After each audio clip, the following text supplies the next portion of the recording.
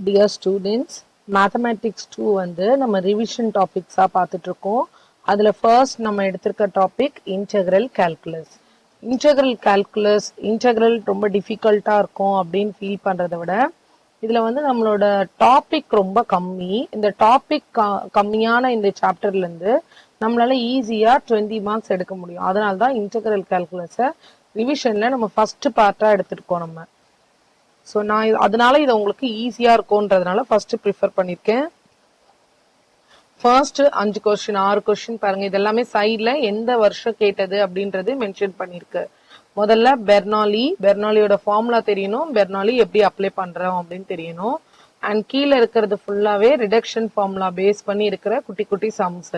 இது வந்து 2 மார்க்ல இல்லைன்னா 5 மார்க் கொஸ்டின்ல கேட்கலாம்.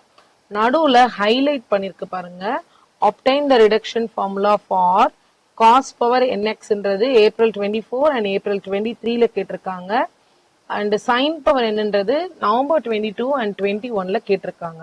அண்ட் cos அண்ட் sin சேர்ந்து வர கொஸ்டின் இதுக்கு முன்னாடி கேட்கல, பட் மொத்தம் இருக்கிறதே நமக்கு 3 டெரிவேஷன் தான்.